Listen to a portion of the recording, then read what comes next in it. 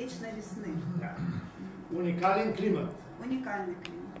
Когато тук пристига Мария Ейдинбургска, това е шотландската принцеса. Когда туда приехала Мария Оренбургская, это шотландская принцесса. Да. И станала румънска царица. И стала румънской царицей. Веднага нейните експерти казали, че има уникален микроклимат. Ее эксперты говорили, что здесь находится уникальный микроклимат. И затова тя поканила специалисти от Швейцария, които направили втората ботаническа градина в Европа след кралската ботаническа градина в Монако. И поэтому Мария пригласила сюда самых лучших архитекторов в Европе, которые делали сад. Ландшафтни инженери. Ландшафтни инженери. Жан Жули. Да. И всъщност тук има магнолии от Южна Азия, африкански растения, шоколадово дърво, бомбонено дърво и така нататък, които не береят дори в Гърция. Здесь очень много уникальных деревьев, которые имеют прекрасное название, которые вы слышали, и одно из них это конфетное дерево. Така, моята диссертация е поклоннически туризъм. Диссертация Руса это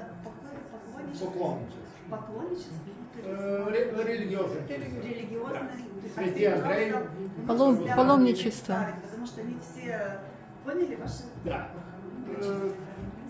Значи, работя в Албена от деня на откриването на комплекс Албена, туристически комплекс. Красен Русен, да. Извините, Красный Русен работал с первых дней открытия туристического комплекса Албена. Бях ученик в 8 клас. Еще был учеником. Когато Тодор Живков излезе да открие Албена. Когда Тодор Живков открыл Албена. И имаше делегация, т.е. туристи от Федерална република Германия и от Италия. Были туристи от Федеральной республики Германия, Италия. И третата беше от Съветския съюз. И от Съветского съюза. Да. И аз бях най-грамотният човек, 8 клас, нямах 15 години, да превеждам на Тодор Живков, така както вие превеждате и бегесте, как си учеником в то время в этом регионе и переводил Тодора Живкова. Значи нямахме никакви кадри. Това искам да кажа. След като ученик 8 клас няма по-добър.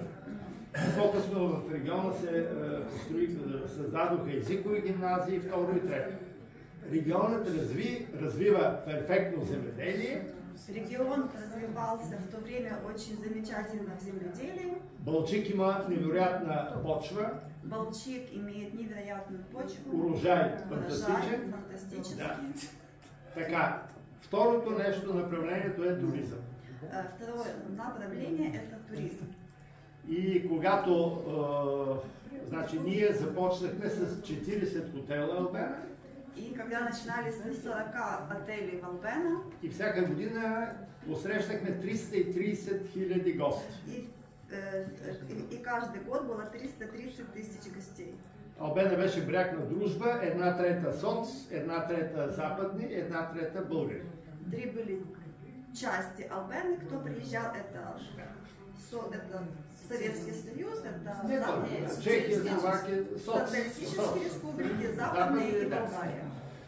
И това беше, имаше срещи между западни и източни гости, уникални неща.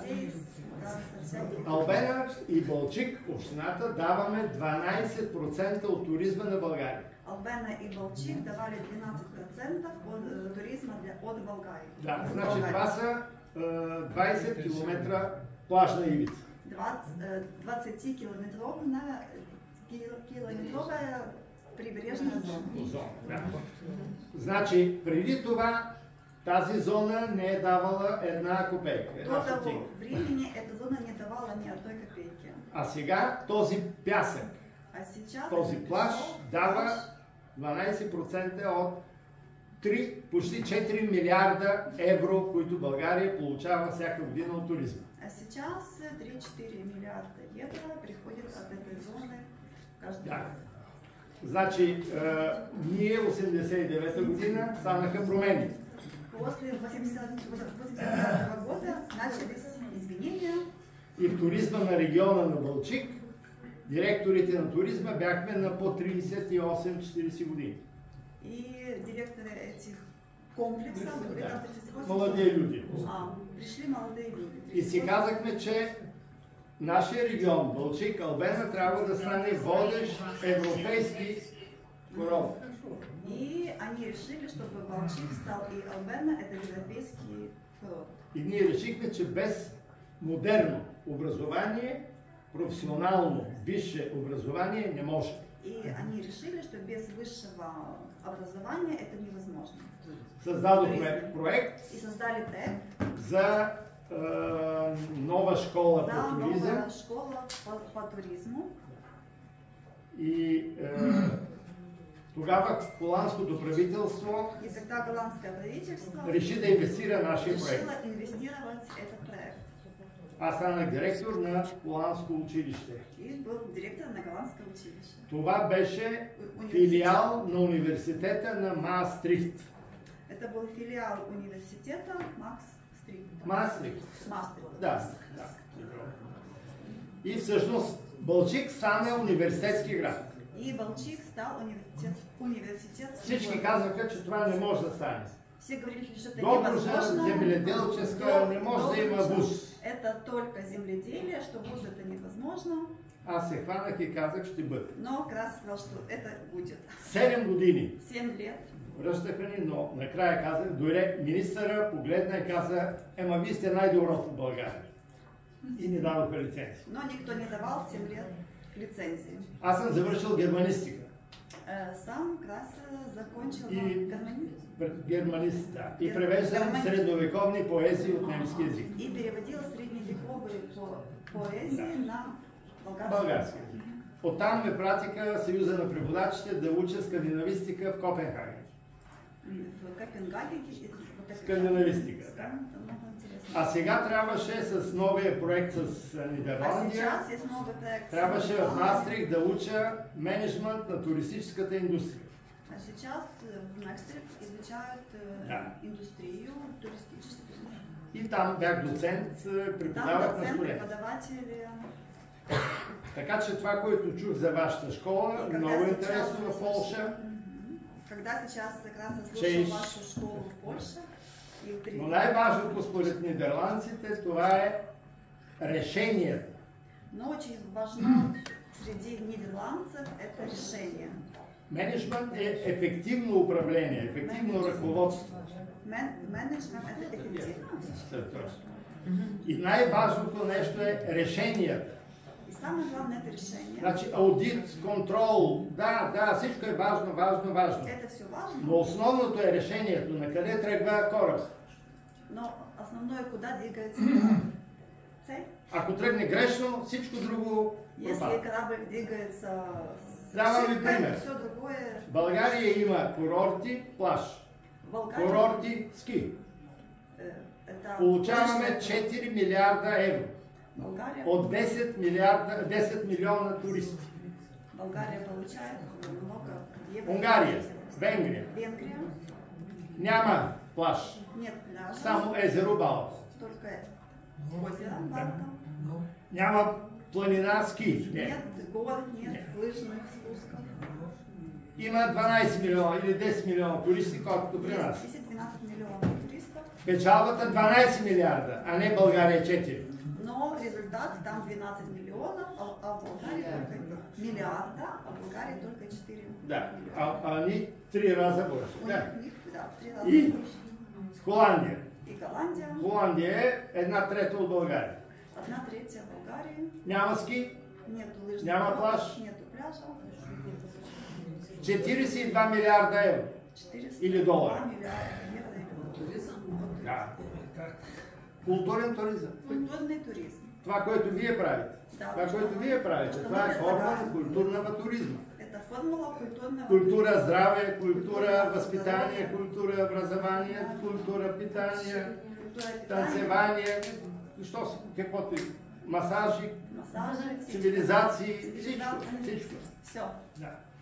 И всъщност, когато съм имал лекции в по чужбина. Аз имам лекции в Молдова, Румъния, в Украина станах почетен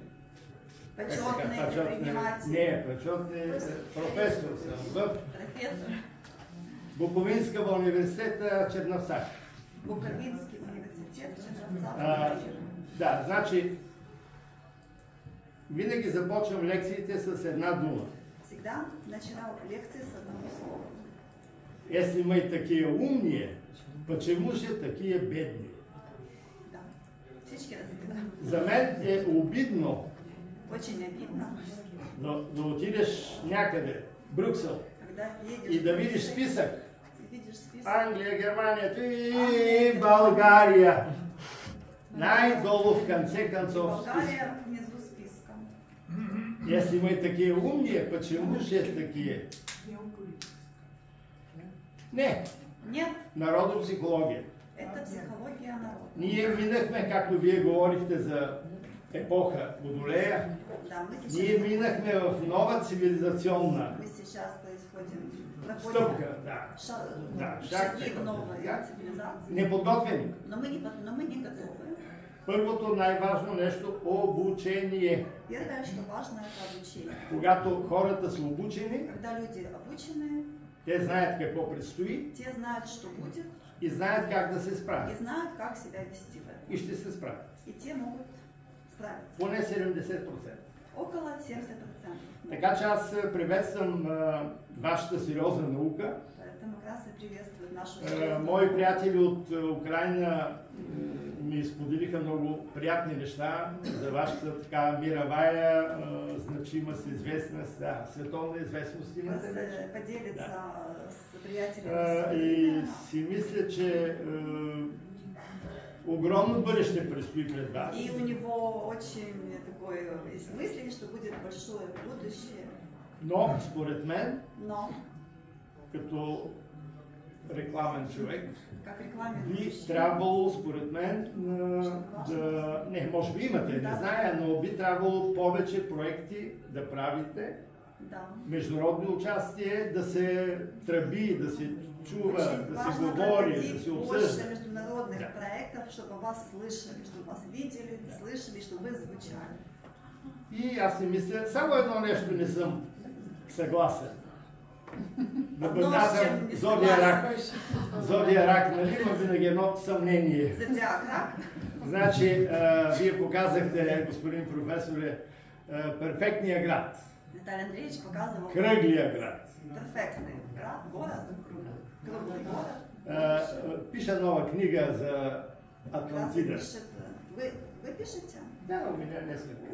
Замечательно, пишете. Аз превеждам. Да, добре, това. Имам 7 преводни книги. Поезии, да. Това е моя книга, да. Это ваша книга? Да. Значи, защо това е най-добрият вариант? Почему это най-лучший вариант? На град кръгъл. На круглый город. А защо това е града на Атлантида, който е столицата, и защо той е потънал? След като той е бил супер хармоничен.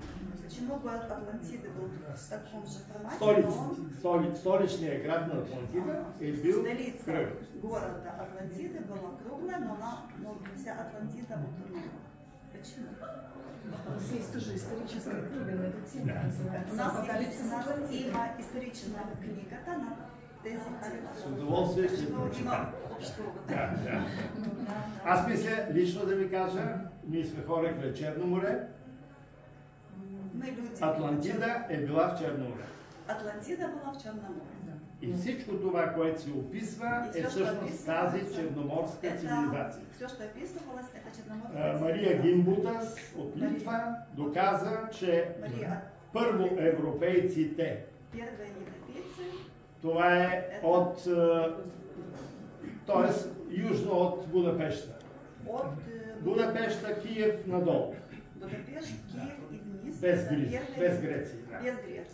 Харалд Харман, професора, доказа немеца, който живее в Финландия, че още е по-тясно. Около устието на Дунав, на Днепър, тук е това нещо.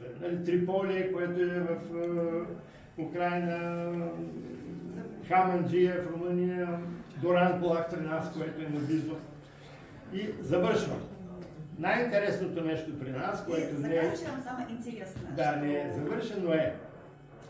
Доран Полак е от първите градове. Може би е основата на тази първоевропейска цивилизация. Доран Полак, он находится на границе между Болгарией и Румынией, недалеко от нас. И в името има кодировка. Есть кодировка в этом имени. Второ, имаме Камен бряг. Есть каменный берег, Тюлендово. Да, Тюлендово, където е там, има всъщност 101 пещери. Камен бряг е до Каляк. До Каляк. Камен бряг е Яйлата. В България има около 2000 души, които са почитатели на японските религии. В България есть около 2000 людей, которые любят японскую религию. Да. И те винаги се зареждат, ходят там и там лотос получава тази енергия.